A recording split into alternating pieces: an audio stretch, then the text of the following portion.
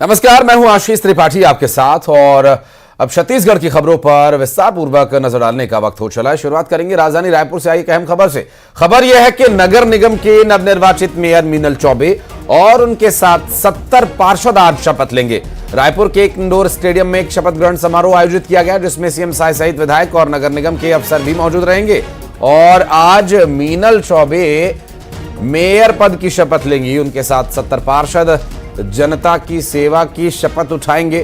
तैयारियों का जायजा लेने के लिए भी पहुंची थी मीनल चौबे। हालांकि इस कार्यक्रम में यदि मेहमानों की बात करें तो जो बड़े चेहरे हैं उनमें प्रदेश के मुख्यमंत्री शामिल है, संभव है उप मुख्यमंत्री, उनकी कैबिनेट के कुछ सदस्य भी इस कार्यक्रम में शामिल हों। हालांकि मेयर समेत 70 पार्षदों के शपथ ग्रहण का ये कार्यक्रम आज रायपुर में होना है। इंडोर स्टेडियम में होने वाले इस शपथ ग्रहण समारोह के कार्यक्रम की क्या है तैयारियां, कितने बजे से कार्यक्रम होगा और कौन कौन है अपेक्षित इस कार्यक्रम में, ये भी आपको बताएंगे विस्तार पूर्वक। हालांकि इससे पहले जो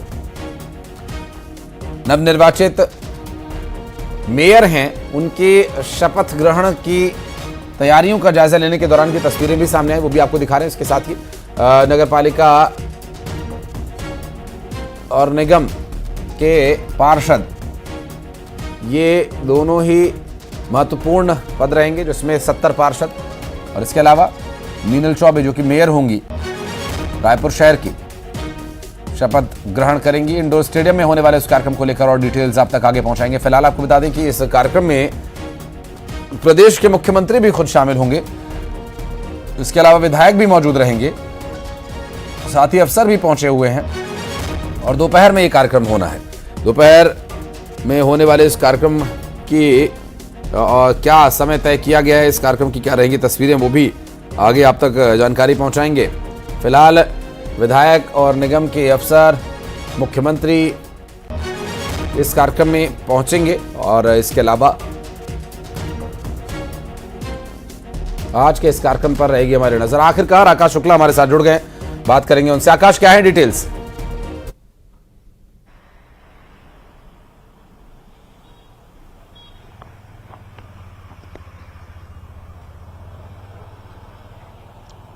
जी बिल्कुल, आज शपथ ग्रहण समारोह होने वाला है। महापौर समेत जो 70 विधायक हैं वो शपथ ग्रहण में हिस्सा लेंगे और इंडोर स्टेडियम में भव्य कार्यक्रम रखा गया है। मुख्यमंत्री विष्णुदेव साय मौजूद रहेंगे, मंत्रिमंडल के सदस्य मौजूद रहेंगे, दोनों डिप्टी सीएम मौजूद रहेंगे। 15 साल में ऐसा पहली बार हो रहा है जब भाजपा का किसी मेयर प्रत्याशी जो है वो जीत कर अब जो है वो शहर सत्ता संभालने वाला है। ऐसे में भव्य आयोजन किया हुआ है। इसके साथ ही वो विजन को भी अब मूर्त रूप देने की तैयारी कर रहे हैं, जिन्होंने घोषणा पत्र में तैयार किया गया था। इसको लेकर पूरी तैयारियां शुरू हो गई है। और जिस तरीके से संगठन की पिछले दिनों बैठक हुई, साफ तौर पे सभी पार्षदों को और महापौर को यह भी निर्देश दिया गया है कि डे 1 से वो काम शुरू कर दे। तो शपथ ग्रहण होते ही जो शहर विकास के लिए संकल्प लिया गया था वो भी काम आज शुरू हो जाएगा। दोपहर 3 बजे जो है वो कार्यक्रम आयोजित है, जिसमें मुख्यमंत्री विष्णुदेव साय मौजूद रहेंगे और पौन घंटे ये कार्यक्रम चलेगा, शपथ ग्रहण समारोह कार्यक्रम। जी बहुत शुक्रिया आपका इस पूरे मामले पर जानकारी देने के लिए। और खबर रायपुर से, ईडी के समन का जवाब अब कांग्रेस को देना होगा। दरअसल पीसीसी के प्रभारी मलकीत सिंह गेंदू जवाब देंगे और आज सुबह 10:30 बजे यानी अब से कुछ ही देर में उन्हें ईडी दफ्तर पहुंचना होगा। और सुकमा कोटा में बने राजीव भवन जो कांग्रेस कार्यालय है, इसकी जानकारी उन्हें देनी होगी। और ईडी ने 4 बिंदुओं पर जानकारी मांगी है।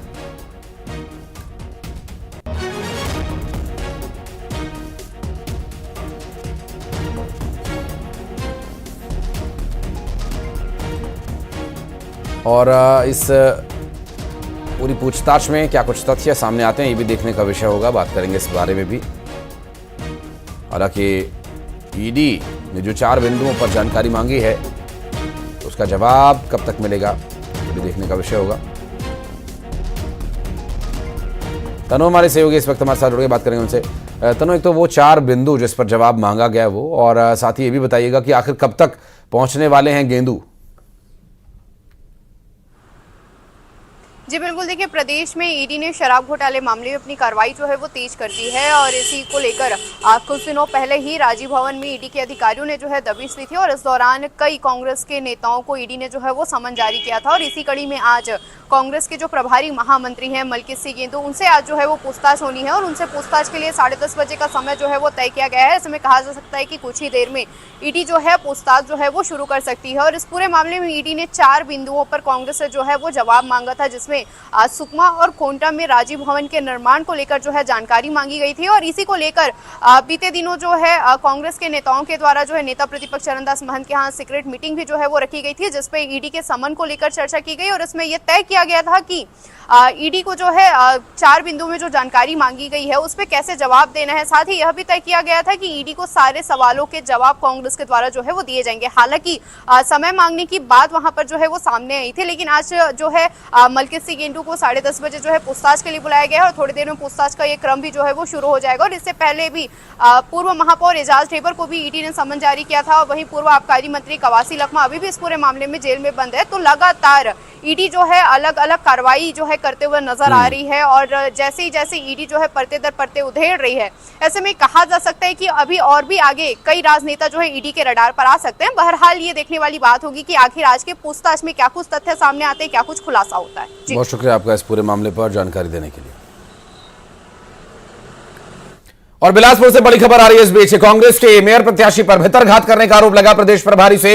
इसकी शिकायत की गई है। जिला पंचायत सदस्य शिवेंद्र कौशिक ने प्रमोद नायक पर आरोप लगाया और उन पर बीजेपी प्रत्याशी के पक्ष में प्रचार करने का आरोप लगाया गया। विधायक और जिलाध्यक्ष पर भी भितरघात करने का आरोप लगाया गया। शिकायत के बाद प्रभारी सचिन पायलट के निर्देश पर कार्यवाही होगी। अब तक 60 नेताओं और कार्यकर्ताओं पर कार्यवाही की जा चुकी है।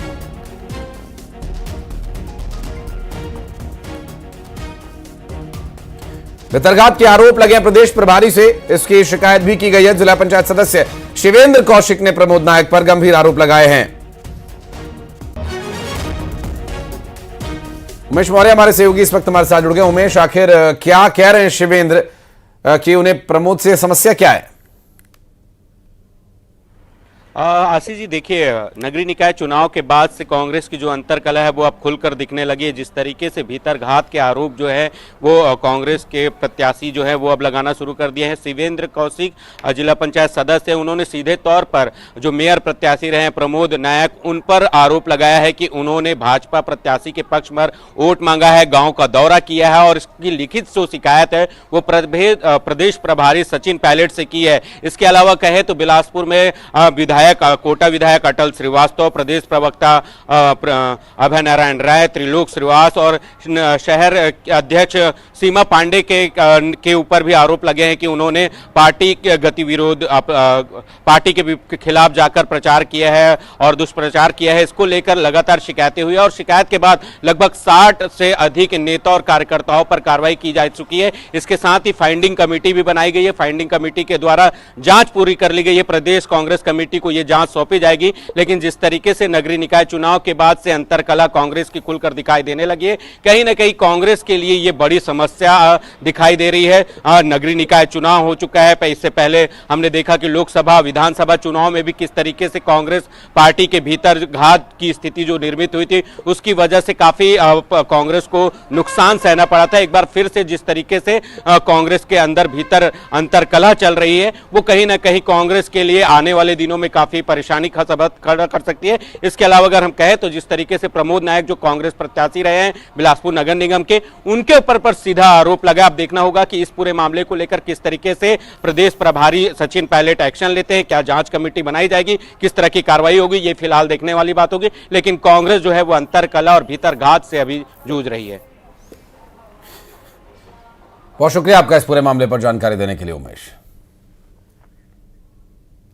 और दुर्ग जिला अस्पताल में नवजातों की अदला बदली पर एक बड़ा अपडेट। 7 और कर्मचारियों की लापरवाही का मामला सामने आया और इन 7 कर्मचारियों पर भी एक्शन लेने की तैयारी है। स्टेप टू स्टेप जांच किए जाने के बाद बड़ी लापरवाही का मामला सामने आया और लापरवाही पकड़ ली गई। जिला अस्पताल में हुई थी नवजातों की अदला बदली। 3 कर्मचारियों के खिलाफ कार्यवाही हो चुकी है और अब इस पूरे मामले में जांच के बाद लापरवाही का ये पूरा मामला सामने आया है।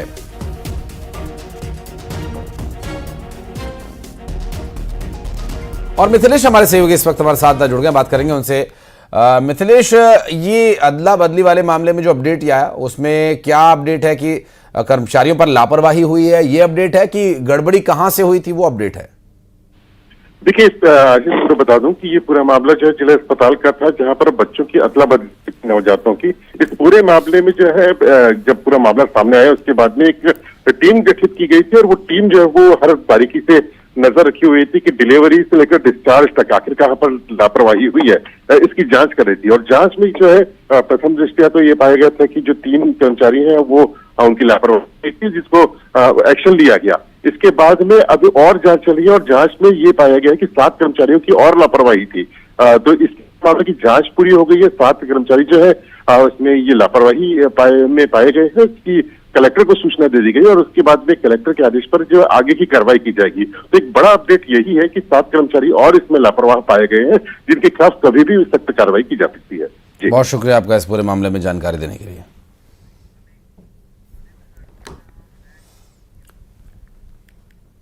और बढ़ते आगे, मनेंद्रगढ़ में पंचायत चुनाव में कम वोट पाने वाले प्रत्याशी को सरपंच जिला निर्वाचन कार्यालय की बड़ी लापरवाही सामने आई। ग्राम पंचायत ओहनिया में तीसरे नंबर पर रहे प्रत्याशी को जीता हुआ घोषित कर दिया गया। 85 वोट पाने वाला जयकरण जीत गया। ब्लॉक मुख्यालय में जीत का प्रमाण पत्र थमा दिया। भरतपुर ब्लॉक के ग्राम पंचायत ओहनिया का यह मामला, अब ये लापरवाही है या कुछ और, हालांकि ये जांच का विषय हो सकता है। क्या इस बारे में प्रशासन जवाब देगा कि तीसरे नंबर पर आने वाला कैंडिडेट, उसे जीत का प्रमाण पत्र कैसे दे दिया गया भला, और क्या इसके पीछे कोई भ्रष्टाचार है? कि लापरवाही जैसी कहानी पर विश्वास कर पाना संभव नहीं दिख रहा है, क्योंकि इस तरह की लापरवाही नहीं, इस तरह का अपराध बनता है और ये जिला निर्वाचन कार्यालय से बड़ी गड़बड़ी। और सुजीत हमारे सहयोगी इस वक्त हमारे साथ जुड़ गए हैं। सुजीत, ये लापरवाही तो नहीं लग रही है, ये गड़बड़ी की आशंका जताई जा रही है, यहाँ पर दुर्गंध जो है वो भ्रष्टाचार की आ रही है। जी बिल्कुल, बता दूं, पूरा जो मामला है वो भरतपुर ब्लॉक का है, जहां पे ओरिया ग्राम पंचायत में कृषि पंचायत के तीसरे चरण में मतदान हुए थे सरपंच पद को लेकर। और 3 प्रत्याशी जो थे, पहले दूसरे और तीसरे स्थान पे, जो तीसरे जो स्थान पे प्रत्याशी रहे राम जयसिंह, उसके वो जो जीत घोषित कर दिया गया। जबकि जो है न्यूज 18 के पास जो है दस्तावेज है, उसमें साफ साफ जो रिटर्निंग ऑफिसर जो होते हैं, पीठासीन अधिकारी जो कि वहां पे मौजूद रहते हैं वोटिंग के दौरान, वो जो है उसमें सील मोहर लगी हुई है। उसको उसमें साफ दिख रहा है कि वो तीसरे स्थान पर हैं। वहीं पहले स्थान वाले जो है प्रत्याशी वो लगातार विरोध कर रहे हैं, जिसके बावजूद 25 तारीख को भरतपुर ब्लॉक में प्रमाण पत्र जो है सरपंच का निर्वाचित होने का प्रमाण पत्र जो है ब्लॉक मुख्यालय में निर्वाचन अधिकारी के द्वारा दी गई है, जिसके बाद जो है विरोध तेज हो गए हैं। सरपंच प्रत्याशी जो हैं, जो हारे हुए, वो लगातार विरोध करें, जिसके बाद भी हारे हुए प्रत्याशी को दे दिया गया। ये अजब गजब मामला जो है सामने आया है, कहीं ना कहीं एक बड़ी लापरवाही है निर्वाचन की, और ये इससे लगातार जो है वो शिकायत करें, जिसके बाद अभी तक किसी प्रकार की कोई भी सुनवाई नहीं हुई। अब देखना ये हो कि खबर चलाने जाने के बाद निर्वाचन अधिकारी जागता है, अपनी गलती पर सुधार करता है, या फिर मनमानी जारी रहेगी। जी, बहुत शुक्रिया आपका इस पूरे मामले पर जानकारी देने के लिए।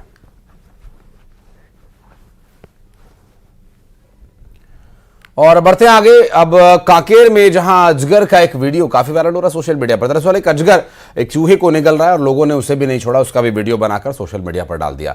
अजगर को देखकर लोग दहशत में हैं और ये अजगर दरअसल एक घर के पास देखा गया था और स्नेक कैचर को बुलाकर इस अजगर का रेस्क्यू किया गया और जंगल में ले जाकर छोड़ दिया गया। कांकेर के भंडारी पारा का ये वीडियो बताया जा रहा है।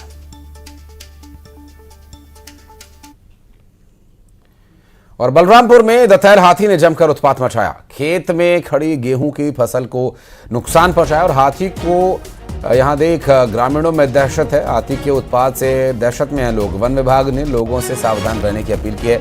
वाड्रफ नगर वन क्षेत्र के कैलाशपुर गांव के पास दंतैल हाथी ने डेरा डाला हुआ है।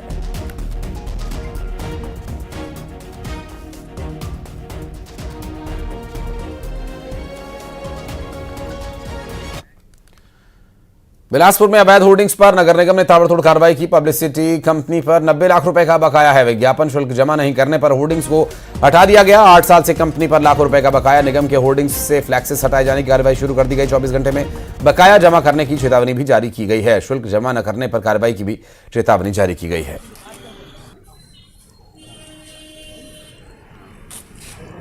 और अवैध होर्डिंग्स पर एक्शन लिया गया। इन होर्डिंग्स का लगा होना, यहाँ पर बकाया जमा न करने के चलते इन पर कार्रवाई की गई।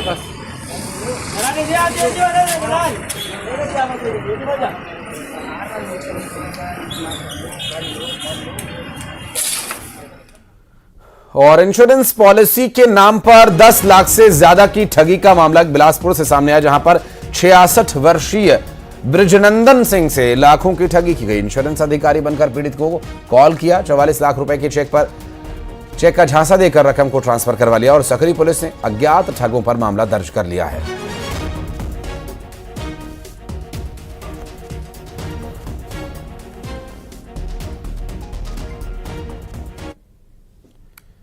और ग्वालियर में पद्मा स्कूल के बाहर चक्का जाम हो गया, जहां परीक्षा देने के लिए आए छात्र हंगामा करने लगे। 10वीं की परीक्षा के लिए देरी से आए थे ये छात्र और स्कूल ने इन्हें एंट्री ही नहीं दी। नाराज छात्रों ने सड़क पर ही चक्का जाम कर दिया।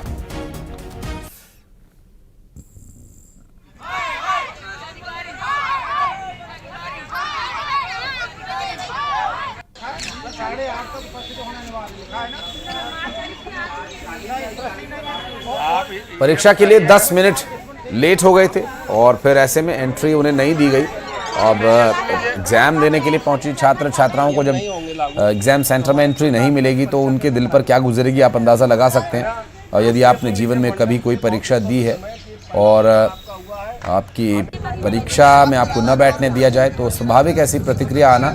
हालांकि इस पूरे मामले का क्या कोई हल निकल पाएगा ये देखने का विषय होगा। परीक्षा के लिए 10 मिनट देर हो गई थी, इसके लिए परीक्षा केंद्रों पर उनकी एंट्री नहीं हुई। परीक्षा केंद्रों ने अपनी ड्यूटी निभाई, लेकिन एक मानवीय पक्ष ज़रूर रहता है। कभी कोई स्टूडेंट देरी से आए और यदि उसकी कोई उचित उसका कारण रहता है तो ऐसे में मौका दे दिया जाता है। और चूंकि ये परीक्षा का विषय है, ऐसे में यहाँ पर जो लापरवाही या यूँ कहें कि जो अनदेखी छात्र छात्राओं के साथ हुई और 10 मिनट देरी से आने पर एग्ज़ाम में नहीं बैठने दिया गया। हालांकि जो छात्र या छात्रा देरी से पहुँचे हैं उन्हें उतना समय कम मिलेगा और यही उनके लिए इतना काफ़ी है। किसी भी एग्ज़ाम में अगर उन्हें और छात्र छात्राओं के मुकाबले कम समय लिखने को मिल रहा है, ये अपने आप में एक बड़ी सज़ा उनके लिए और उनको एंट्री न दे करके एक गंभीर परेशानी उन छात्र छात्राओं के लिए यहाँ पर खड़ी होती नजर आई। और ग्वालियर में स्कूल में उनकी एग्ज़ाम देने के लिए एग्ज़ाम सेंटर में उनकी एंट्री नहीं की गई। इस एंट्री के न होने से छात्र छात्राओं को काफ़ी समस्या का सामना करना पड़ा। चलिए बढ़ते हैं आगे। छत्तीसगढ़ विधानसभा के बजट की अब बात करेंगे। बजट सत्र की कार्यवाही का आज तीसरा दिन है। जल जीवन मिशन अमृत मिशन में अपूर्णता और अनियमितता के मुद्दे पर सदन में हंगामा हो सकता है और योजनाओं की लेट लतीफी पर विधायकों के निशाने पर मंत्री महोदय होंगे। अब विपक्ष बंद पड़े induction furnace mini steel plant का मुद्दा भी उठाएगा। मुंगेली रामबोड़ में कुसुम प्लांट में हुए हादसे में भी हंगामा हो सकता है इस हादसे को लेकर भी। और अस्पतालों में अव्यवस्थाओं का मुद्दा सदन में गूंजेगा।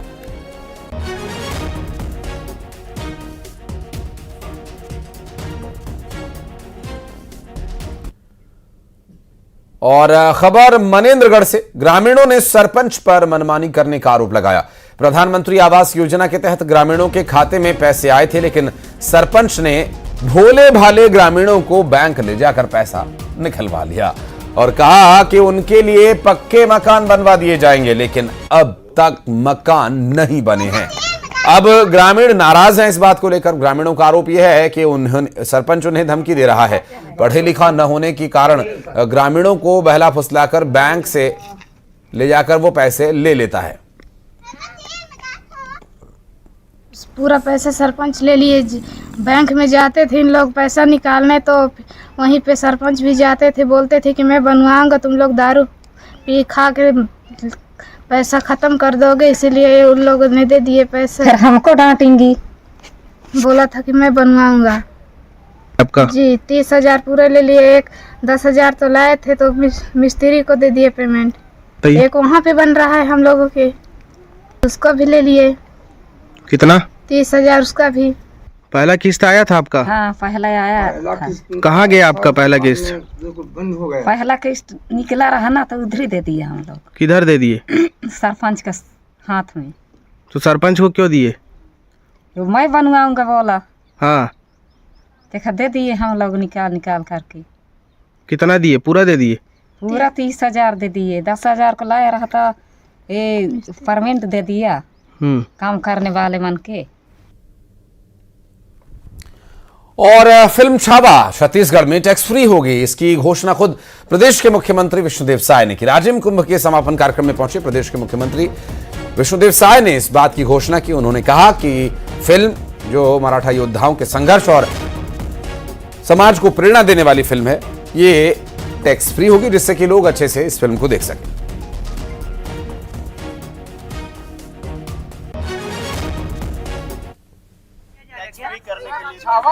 बिल्कुल छावा हाँ उसको टैक्स फ्री करेंगे ताकि सब लोग अच्छे से उसको देख पाए। और गरियाबंद में राजिम कुंभ कल्प का समापन हो गया। समापन में सीएम विष्णुदेव साय शामिल हुए। राजिम कुंभ कल्प में पूजा अर्चना की और प्रदेशवासियों के सुख समृद्धि की कामना की, आशीर्वाद मांगा। और 12 फरवरी से राजिम कुंभ कल्प मेले का शुभारंभ हुआ था और इस दौरान 15 दिन में श्रद्धालुओं ने राजिम संगम में स्नान किया। और कुंभ के समापन के मौके पर सीएम विष्णुदेव साय के साथ मंत्रिपरिषद के सदस्य भी यहां मौजूद रहे।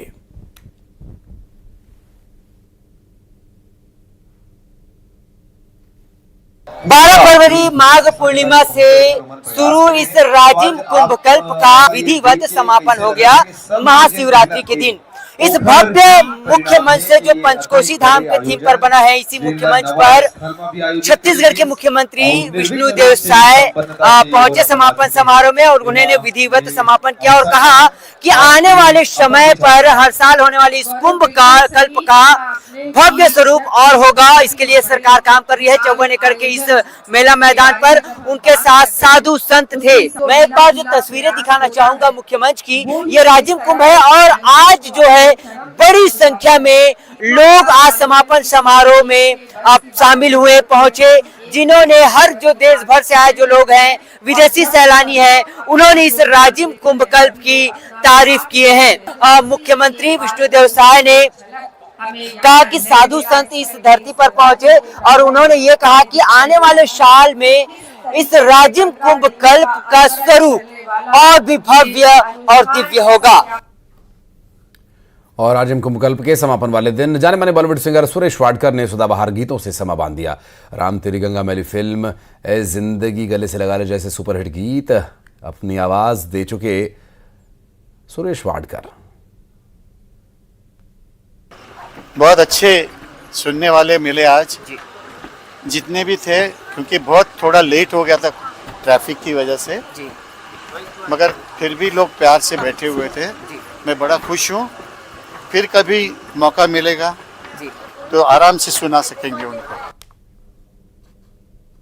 और अब 20 बड़ी खबरें फटाफट अंदाज में। मनेंद्रगढ़ में